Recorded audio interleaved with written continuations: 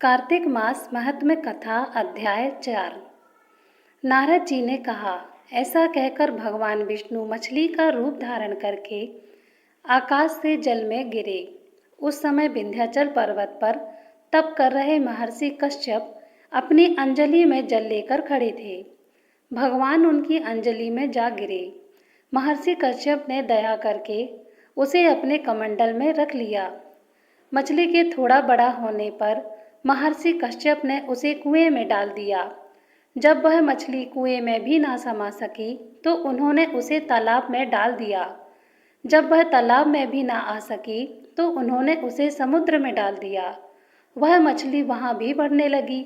फिर मत्स्य रूपी भगवान विष्णु ने शंखासुर को हाथ में लेकर बद्री वन में आ गए। वहां उन्होंने संपूर्ण ऋषियों को बुलाकर इस प्रकार आदेश दिया, मुनीश्वरों, तुम जल के भीतर बिखरे हुए वेद मंत्रों की खोज करो और जितनी जल्दी हो सके उन्हें सागर के जल से बाहर निकाल लो।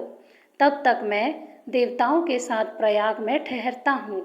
तब उन तपोबल संपन्न महर्षियों ने यज्ञ और बीजों सहित संपूर्ण वेद मंत्रों का उद्धार किया। उनमें से जितने मंत्र जिन ऋषि ने उपलब्ध किए वही उन वेदों का उसी दिन से ऋषि माना जाने लगा। तदंतर सब ऋषि एकत्र होकर प्रयाग में गए। वहां उन्होंने ब्रह्मा जी सहित भगवान विष्णु को उपलब्ध हुए सभी वेद मंत्र समर्पित कर दिए। सब वेदों को पाकर ब्रह्मा जी बहुत प्रसन्न हुए। उन्होंने देवताओं और ऋषियों के साथ प्रयाग में अश्वमेघ यज्ञ किया।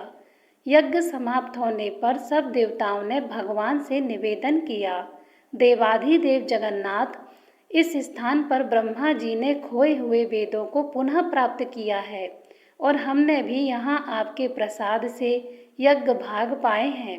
अतः यह स्थान पृथ्वी पर सबसे श्रेष्ठ पुण्य की वृद्धि करने वाला एवं भोग तथा मोक्ष प्रदान करने वाला हो।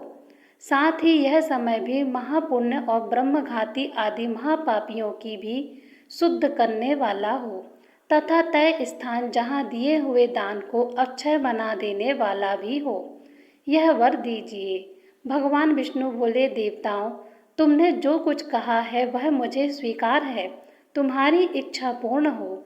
आज से यह स्थान ब्रह्म क्षेत्र के नाम से प्रसिद्ध होगा। सूर्य वंश में उत्पन्न राजा भागीरथ यहाँ गंगा को लेकर आएंगे और वह यहाँ सूर्य कन्या यमुना से मिलेगी। ब्रह्मा जी और तुम सब देवता मेरे साथ यहाँ निवास करो। आज से यह तीर्थ तीर्थराज के नाम से विख्यात होगा। तीर्थराज के दर्शन से तत्काल सब पाप नष्ट हो जाएंगे। जब सूर्य मकर राशि में स्थित होगा उस समय यहाँ स्नान करने वाले मनुष्य के सब पापों का यह तीर्थ नाश करेगा। यह काल भी मनुष्यों के लिए सदा महान पुण्य फल देने वाला होगा। माघ में सूर्य के मकर राशि में स्थित होने पर यहाँ स्नान करने से सालोक्य आदि फल प्राप्त होंगे। देवाधिदेव भगवान विष्णु देवताओं से ऐसा कहकर ब्रह्मा जी के साथ वहीं अंतर्ध्यान हो गए। तत्पश्चात इंद्र आदि देवता भी अपने अंश से प्रयाग में रहते हुए वहाँ से अंतर्ध्यान हो गए। कार्तिक मास में तुलसी की जड़ के समीप श्री हरि का पूजन करने से मनुष्य इस लोक में संपूर्ण भोगों को भोग कर अंत समय में वैकुंठ धाम को जाता है।